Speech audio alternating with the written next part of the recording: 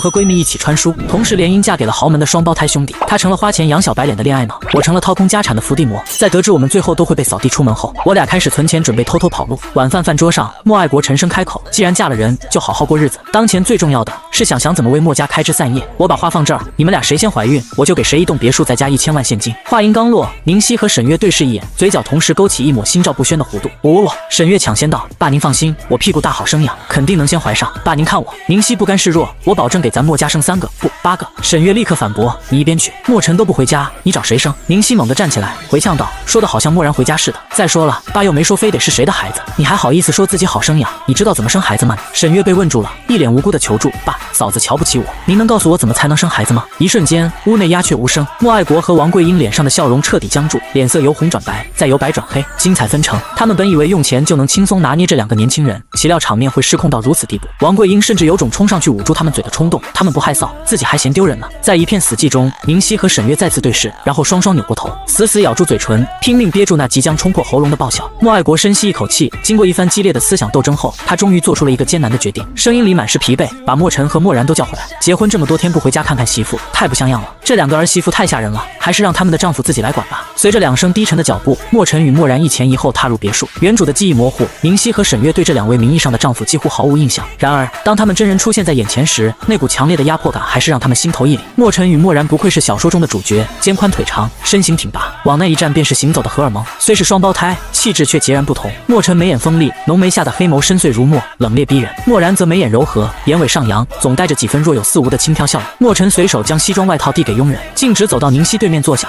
扯松了领带，慵懒地靠在椅背上。宁熙一眨不眨地盯着他，那白皙的皮肤、嫣红的薄唇、高挺的鼻梁以及流畅分明的下颌线，让他在心中哀嚎：不属于我的男人，何必长得如此勾魂夺魄？另一边，莫然在沈月对面落座，声音清澈中带着一丝磁性：“叫我们回来，有什么事吗？”仅此一句，便让沈月心头猛地一跳。这长相，这声音，简直是完美踩在了他的审美点上。王桂英狠狠瞪了2个儿子一眼，没好气的开口：“没事就不能叫你们回来？忘了自己已经结婚了？”莫爱国也适时的教训了几句，随后便拉着王桂英起身：“行了，你们年轻人多沟通，我们不打扰了。”话音落下，偌大的餐厅瞬间安静下来，连佣人都不知何时悄然退去，只剩下4人，气氛微妙。莫然似笑非笑地盯着沈月，那眼神仿佛能将人里里外外看个通透，盯得他心里阵阵发毛。而莫尘的目光则沉静地落在宁熙身上，那双黑眸里仿佛藏着一头蓄势待发的野兽，让他没来由的一阵心虚。太晚了，有事明天再说吧，我先睡了。宁熙率先打破沉默，满是表演痕迹地打了个哈欠，站起身准备开溜。沈月立刻心领神会，紧跟着起身：“对，我也困了，我们一起睡。”然而他们的脚跟还未站稳，2道意味不明的声音便一前一后的响起：“不会生孩子，想和谁生就和谁生。”宁熙和沈月的背影瞬间僵住。靠，这2人是顺风耳吗？身后响起椅子与地板的摩擦声，沉稳的脚步声由远及近。莫然走到沈月身旁，垂眸看着她，唇角勾起一抹玩味的弧度：“沈小姐，走吧，我教你怎么生孩子。”沈月下意识地搂紧了宁熙的胳膊，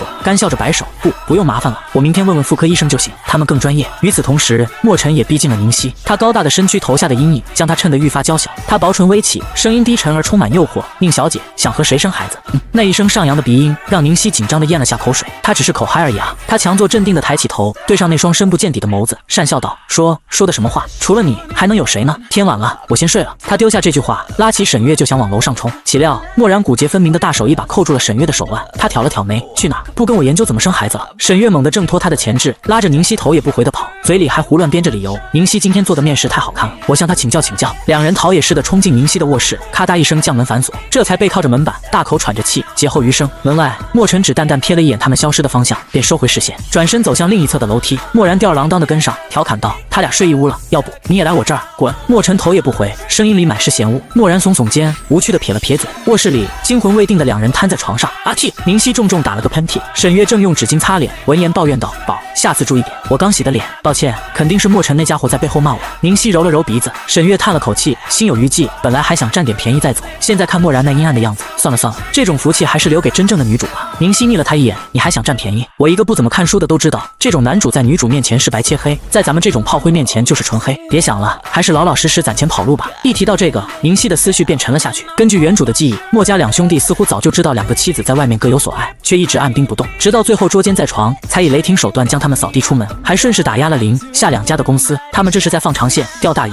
想到这里，他不由得打了个冷战。虽然但是沈月忽然坐了起来，眼里闪着异样的光芒，也不是一点好处都没有。我决定了，重操旧业，我的下一本书男主角就照着墨然这个模板写。宁熙想了想，行，但你可别让他发现了。放心，沈月拍着胸脯保证。随即又好奇地问，对了，墨然是干什么的来着？宁熙回忆了一下，牙医。沈月的笑容瞬间凝固在脸上，我会给我的男主换个职业的。最终宁熙和沈月达成了共识，珍爱生命，远离男主，好好攒钱，去点男模。第二天一早，王桂英端坐在餐桌前，准备打一场漂亮的翻身仗。昨天一时大意，竟让两个小辈占了上风，今天他定要让他们知道这墨家的规矩。他特意挺直了腰背，连端杯子的手都翘起了优雅的兰花指，眼里闪着势在必得的金光。吴姐，早餐撤了吧？王桂英擦了擦嘴，声音不大，却透着不容置喙的威严。吴姐面露为难，可是两位少夫人还没下来呢，不懂规矩的人就该受点惩罚。王桂英冷哼一声，待会儿他们下来，一个面包屑都别给。他挑了个最显眼的位置坐下，好整以暇地等着两人下楼，准备欣赏他们饿着肚子敢怒不敢言的窘迫模样。然而时间一分一秒的过去，墙上挂钟的指针从7点走到9点，又晃到了12点。王桂英的表情从一开始的得意洋洋，到后来的强撑笑语，再到此刻的彻底僵硬。整整5个小月，楼梯口空空如也，那两个人竟像死在了楼上一样。吴姐，她终于忍不住，声音都有些发颤，你确定他们还在睡觉？不是，我确认过3次了，夫人的确还在睡觉。就在这时，玄关处传来开门声，墨尘拎着公文包走了进来。他瞥见母亲铁青的脸色，疑惑道：谁还在睡？王桂英正要开口，楼上忽然传来一阵踢踢踏踏的脚步声，众人齐齐望去，只见宁熙裹着披肩，穿着睡衣就走了下来。你……王桂英刚说出一个字，宁熙就像一阵风似的，径直从他面前刮过，目标明确地冲向了墨尘。昨夜的恐惧仿佛被睡梦冲刷了大半，他脸上漾起一个甜得发腻的笑容，自然地接过墨尘身旁保安递来的外卖。谢谢你啊，墨尘，还专门帮我拿外卖。说完，他便拎着外卖，再次踢踢踏踏地跑上楼去。整个过程行云流水，快得让等了他一上午的王桂英，剩下的话硬生生憋死在了喉咙里。墨尘短暂地怔愣了一下，空气中似乎还残留着一丝他身上淡淡的香气，转瞬即逝。刚刚那个笑得一脸灿烂的人是宁熙。下一瞬，他压低了眸子，抛开脑中的画面，这两人行迹鬼祟，保不齐会做出对季家不利的事情，他得回来看着。对，就是这样，季迟对自己说。况且他昨晚布下了鱼饵，得亲自看着鱼儿上钩才行。回到卧室，宁熙关上门的瞬间，脸上的傻笑立刻消失。他对着那份外卖翻来覆去的检查，确认包装完好无损后，才松了口气，还好没下毒。他刚才也是大脑没反应过来，等回到房间才后知后觉，自己竟然对那个煞神笑了。宝，快过来，我找到下饭神剧了。床上的沈月兴奋地冲他喊道。两人昨晚本已穷得揭不开锅，谁知半夜12点，手机同时收到了银行的到账短信。看着短信里那一长串的零，宁熙幸福的泪水差点从嘴角流下来。谁说穿书不好？这穿书可太好了，这个世界的有钱人终于多我一个了。巨额生活费的注入让两人底气十足，这一觉直接睡到了日上3竿。醒来后，宁熙更是大手一挥，点了一份极尽奢华的外卖套餐。他刚坐下准备开动，手机叮的响了一声，是一条新消息。宝贝，我好想你啊。宁熙面无表情地翻了翻聊天记录，发信人是原主的地下情人杨伟。沈月凑过脑袋，捏着嗓子矫揉造作的模仿，宝贝我好想你啊。话音未落，他的手机也响了，拿起一看，是他妈发来的。小月，妈妈想你了，明天回来一趟吧。沈月瞬间垮下脸，真晦气。两人对视一眼，异口同声，他要不是来要钱的，我倒立吃屎。消息真灵通，宁熙灌下一大口可乐，手指在屏幕上飞快打字，钱刚到账，鬼就上门了。他回复杨伟，亲爱的，我也想你，但是墨家管得太严了，今晚你能来找我吗？墨尘刚给我转了钱，见面我分你一半，么么。与此同时，沈月那边又收到一条消息，记得给妈带条你婆婆最喜欢的丝巾啊。宁熙凑过去看了一眼，什么意思？暗号。沈月耸耸肩，一脸不屑，丝巾就是商业机密，这是让我明天回去的时候顺手牵羊带点墨家的东西呢。床垫底下好像还有一份什么计划书。沈月想了想说，改天烧了。宁熙斩钉截铁，你敢带回去，我第一个揍死你。废话，我傻了才给他们。沈月白了他一眼，你也一样，不许给那小白脸1分钱。宁熙看着手机屏幕上对方秒回的，宝宝你真好，等我。唇角勾起一抹冷笑，鱼儿上钩了。夜色渐浓，王桂英早上憋的那口气终究是没咽下去。她见儿子们都不在，便又端起了婆婆的架子，想给两个儿媳立立规矩。嫁进我们墨家这么久，还没见你们孝敬过我们。王桂英坐在沙发上，眼神轻蔑地扫过两人，今晚就给我们洗洗脚吧。她顿了顿，又补充道，洗干净了有奖励。宁熙环顾四周，果然不见墨尘和墨然的身影。他和沈月对视一眼，彼此眼中都闪过一丝狡黠。爸妈，宁熙故作天真地问，你们确定要我们洗脚吗？莫爱国沉默着，算是默认。王桂英则金贵地点了点头，等着享受儿媳的服侍。片刻后，当宁熙和沈月端着2盆热气腾腾、白烟滚滚的洗脚水走过来时，沙发上的2位长辈心头皆是一跳。两人径直走到王桂英面前，一左一右的蹲下。你们这是？王桂英不自觉地缩了缩腿。为了公平，我们决定一人给您洗1只脚。宁熙仰头，笑得一脸纯良。王桂英看着那2盆几乎要沸腾的水，眉心突突直跳，这水会不会太烫了？不会的妈。沈月笑得比花还甜，我跟嫂子都试过了，水温刚刚好，最适合泡脚了。话已至此，王桂英只得硬着头皮，僵硬的将一只脚往前递了递。就在两人抓住她脚踝的瞬间，王桂英浑身一颤，一种不祥的预感油然而生。她刚想开口说算了，却为时已晚。哎呦我去，这什么味儿啊，这么冲！宁熙忽然捂住鼻子，眉头紧锁地看向沈月。沈月也煞有介事地凑近闻了闻，随即像被电击般捂住口鼻，声音瓮声瓮气：我还以为什么东西从下水道漫上来了，原来是咱妈的脚啊！妈，您多久没洗脚了？宁熙一脸关切地抬头，这味儿也太上头了。行了，别说了。沈月接话道：还好这是烫水，正好给咱妈的脚消消毒，去味儿。从第一句话开始，王桂英的脸就由白转红，由红转青。她窘迫地扫视四周，见佣人们个个低着头，憋着笑，肩膀一耸一耸，那颗悬着的心彻底碎成了渣。你们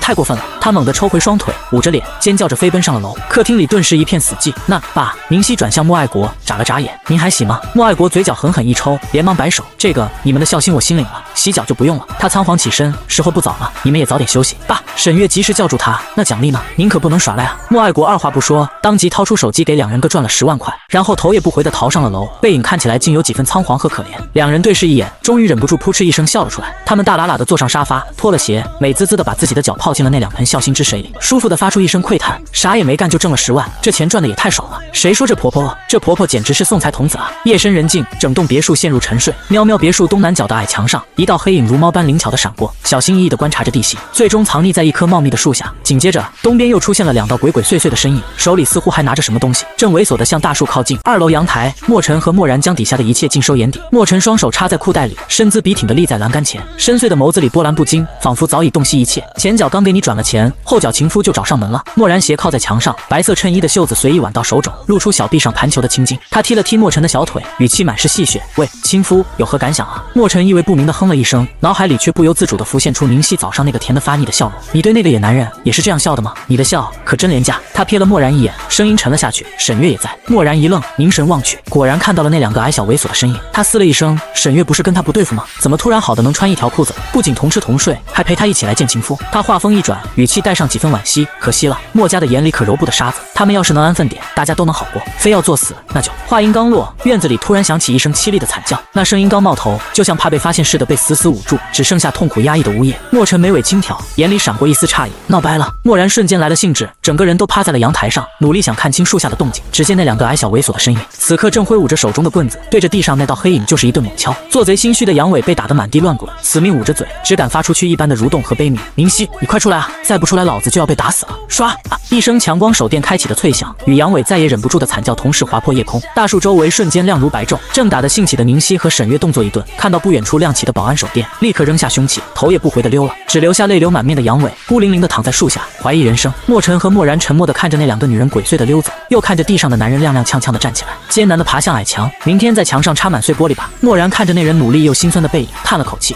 莫尘轻应一声，心情莫名的轻快了许多。我去，第一次干这事，真刺激。沈月挽着宁熙的胳膊，心脏还在扑通狂跳，比我半夜看小黄文还刺激。宁熙眼里也还残留着兴奋的余韵，嘴角是压不住的笑。死凤凰男，吃了那么久的软饭，这回终于让他尝到硬的了。咔嗒，静谧的走廊里，一声清脆的打火机扣响，让宁熙和沈月同时僵住了脚步，心瞬间提到了嗓子眼。坏了，那2男的不会还没睡吧？怕什么来什么。黑暗中，2道修长挺拔的身影缓缓走出，俊美无双的面容不是墨家那对兄弟还能是谁？宁熙和沈月飞快地对视一眼，在昏暗的灯光下用眼神紧急交流。宁熙，他俩应该没看到我用棍子捅渣男屁股吧？沈月，母鸡啊！宁小姐，一道低沉的嗓音打破了沉默，心情好像很不错，这么晚不睡，在外面做什么呢？莫尘的目光如炬，直直锁定着宁熙，不放过他脸上任何一丝细微的表情。啊，是这样。宁熙脸部红心不跳的张口就来，今晚月色太美了，我一开心就睡不着，所以出来走走。旁边的沈月闻言，低着头，死死抿住嘴唇，生怕自己一个不小心笑出声来。噗嗤，蓦然没忍住笑了出来。沈月的头埋得更低了，藏在身侧的手紧紧捏着衣角，全身都在抗拒着爆笑的冲动。莫尘向前逼近一步，整张脸完全暴露在光线下，声音依旧平淡无波。刚刚好像有人惨叫了一声，宁小姐听到了吗？宁熙心里咯噔一下，不自觉地咽了口水。你小子明明都看到了，还明知故问。他面上却是一派茫然，扭头看向沈月，有声音吗？你听见有人叫了？关键时刻，沈月总算派上了用场。他立刻摇头，一脸无辜，没有啊，什么声音都没听见。莫尘似乎并不打算深究，就在2人以为可以蒙混过关时，一旁的漠然又开了口。沈月刚松下去的那口气瞬间又提了上来，他垂眸扫过2人紧紧挽着的手臂，似笑非笑。我记得你们俩不是水火不容吗？怎么关系突然这么好啊？晚上都要一起睡？沈月立刻双手抱胸，下巴一扬，怎么了？我跟嫂子一见如故，臭味相投不行吗？我这人不习惯一个人睡，你不跟我睡，还不许我跟他睡啊？宁熙轻咳一声，姐妹话糙理不糙，但这也太糙了。他干脆向前一步，直面漠然，眼神带着几分挑衅。定要我不跟他睡也行，今晚咱俩睡，反正我一个人睡不着。这出人意料的邀请让漠然那副玩世不恭的表情瞬间凝固，他几乎是下意识的后退了一步，眉宇间是毫不掩饰的嫌弃，想得美。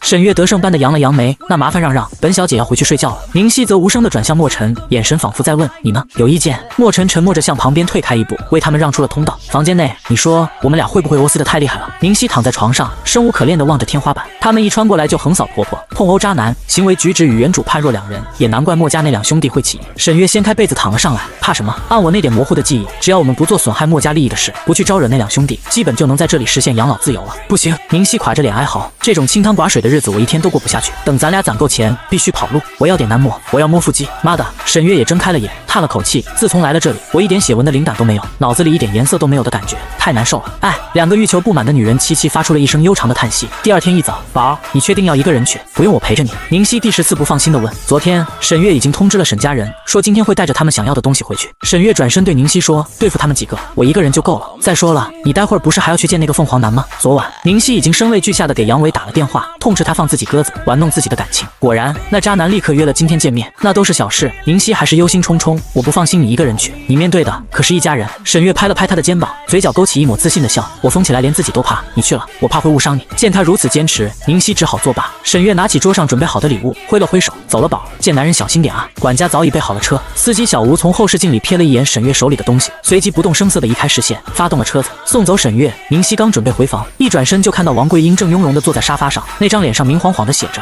我是恶婆婆，我要开始找你麻烦了。王桂英轻哼一声，心想这下就剩你一个了，我看你还怎么横。宁熙，他开口了，今天吴姐请了半天假，你去厨房准备一下中午的食材吧。宁熙暗暗翻了个白眼，这恶婆婆一天不折腾儿媳妇就浑身难受是吧？行，做饭是吧？你可别后悔。看着宁熙乖乖走向厨房的背影，王桂英嘴角勾起一抹得意的笑容。她端起茶杯，姿态优雅地刷着手机，浏览着最新的时尚资讯，心里盘算着今天一定要好好折磨这个不知天高地厚的儿媳。忽然，砰的一声闷响从厨房传来，王桂英手一抖，昂贵的手机应声落地。她惊恐地抬头，只见全封闭式的厨房里正白烟四起，仿佛发生了爆炸。浓密的白烟中，不时有细碎的火花闪过。砰！厨房门被猛地从里面拉开，妈，快跑！厨房要炸了！宁熙的身影裹挟着滚滚浓烟一同冲了出来，那架势，不知道的还以为他刚从敌方碉堡里胜利归来。王桂英吓得噌的一下从沙发上站起，连掉在地上的手机都忘了去捡。就在他犹豫的这几秒钟，厨房里又传来了砰砰砰的连环闷响，更多的白烟争先恐后的涌出，瞬间将整个客厅变成了云里雾里的仙境。你到底做了什么？王桂英的声音已经带上了颤音，烟雾触发了警报，刺耳的铃声响彻整栋别墅。佣人们闻声急匆匆地跑来，一进客厅就被浓烟呛得睁不开眼，只能一边挥手扇着烟雾，一边摸索着前进。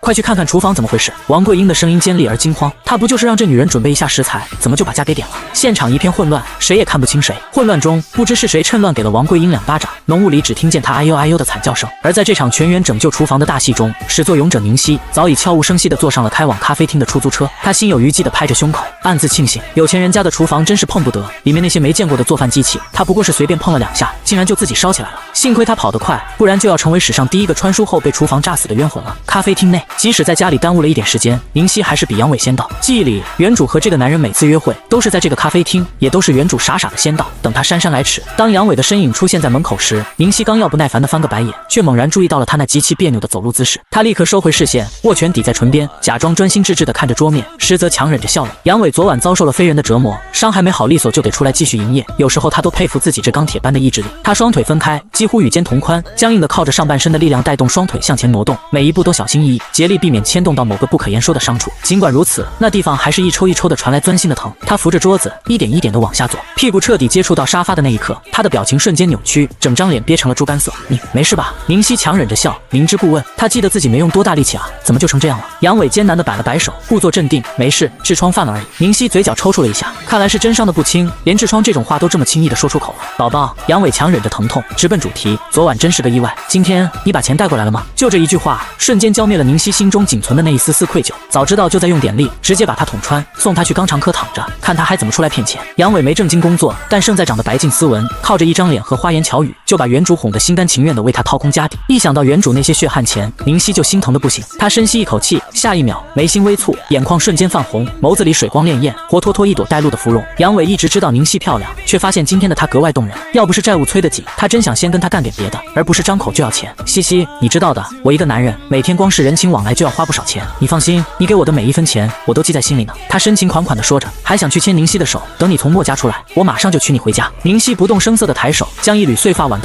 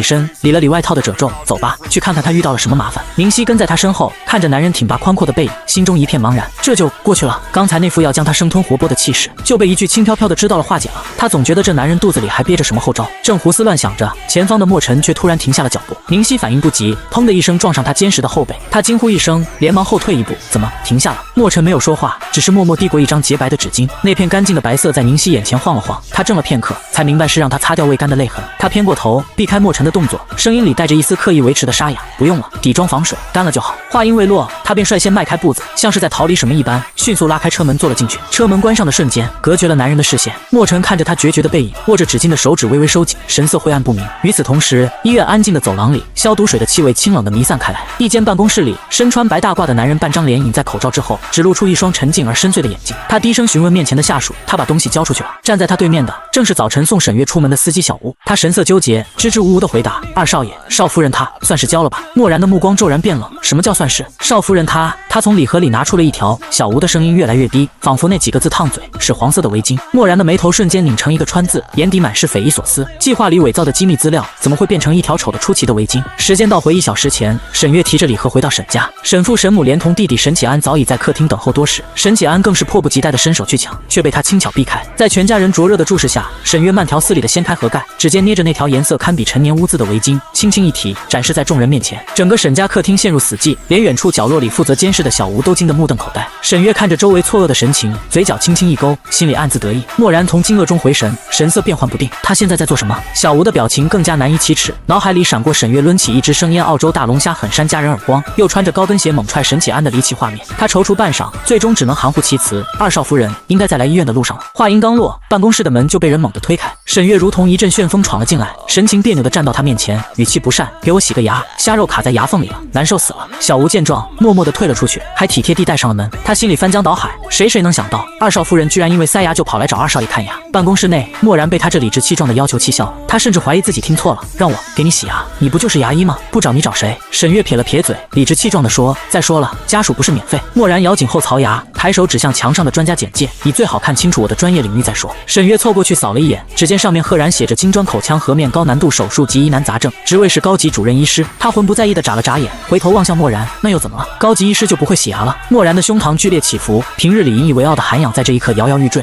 你好样的，不乐意就算了。见他这副模样，沈月反而洒脱的一摆手，毫不犹豫地转身就走：“我找别人去。”等等！就在他的手搭上门把的瞬间，蓦然低沉的声音自身后响起。他深吸一口气，似乎在竭力平复情绪，随即理了理衣领，走到沈月身边：“既然来了，就跟我来吧。”沈月心里冷哼一声，面上却不动声色，只在转头时飞快地翻了个白眼。若不是图内家属免费，他才不来这枪口上撞。两人一前一后走在走廊上，引来无数探究的目光。莫医生身后那个女人是谁啊？真漂亮！你没看前几天的新闻，就是和他商业联姻的沈家千金沈月，她找莫医生洗牙。天啊，这种小事都要麻烦莫医生亲自来。蓦然对周遭的议论充耳不闻，径直向同事借了一间空置的诊室。他示意沈月躺上治疗椅，自己则转身准备器械。可刚要躺下，沈月心里又打起了退堂鼓。这男人突然答应的这么爽快，该不会是想借机在自己嘴里动什么手脚吧？他越想越觉得不安，或许回家用牙签慢慢挑出来才是万全之策。其实好像也没那么严重，就是塞了点虾肉。沈月一边说一边准备起身：“我还是回去。”话未说完，一只手便有力地按住他的肩膀，将他重新压回椅子里。蓦然居高临下地看着他，嘴角勾起一抹夹杂着不屑与戏谑的笑意：“怎么，你是怀疑我的专业技术？”沈月腹诽：“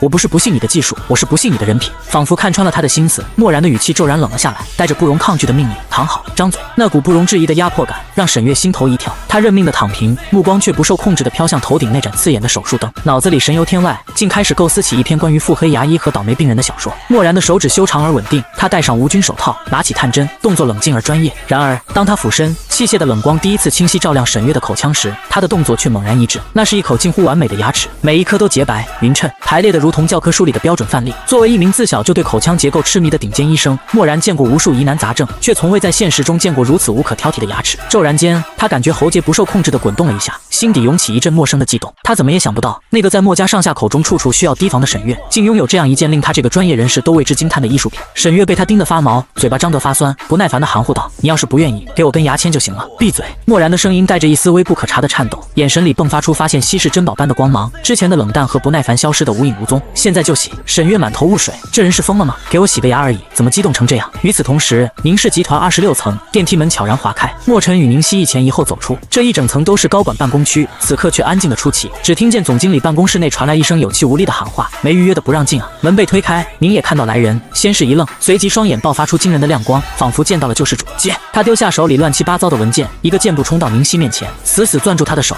嗓音都因激动而发抖：“你可算来了！你知不知道你结婚后我过的都是什么日子？”宁熙咬着后槽牙，手上用力，却怎么也抽不出来。咳！莫尘一声轻咳，成功吸引了宁野的全部注意。他立刻松开姐姐，转而揪住莫尘的胳膊，开始撒娇：“姐夫，我可把你给盼来了，要不你干脆把我们公司收购了吧？我真不想上班，我也想像我姐一样混吃等死。”说着，还用脑袋去拱莫尘的胳膊。宁熙在一旁被气笑了。宁家姐弟俩都不想继承家业，为了决定谁来接手这个烂摊子，两人靠石头剪刀布一决胜负。结果宁野惜败，被迫赢得了继承权，当时就哭着笑出了声。如今姐姐嫁入豪门，只需挂个名就能坐享两家分红，更是让她嫉妒的眼睛发红。再哼唧一声，我就带人走了。宁熙一巴掌拍在她后脑勺上，宁野立刻站直身体，来了个90度鞠躬，声音嘹亮：“亲爱的姐姐姐夫，这边请。”他带着两人一路展示着自己桌上堆积如山的文件，语气悲壮：“姐，这些董事压下来的任务，我一个人根本扛不住，你帮帮我，就这一次，明天我给你当牛做马，行不行吗？”见宁熙不为所动，他立刻转向莫尘：“姐夫，这些文件对你来说肯定是小菜一碟，你帮我搞定，以后你们要是有了孩子，保姆钱都省了，我来带。”行了，宁熙眉眼一沉，打断了他的喋喋不休：“就帮你这一次，再磨蹭我可真走了。”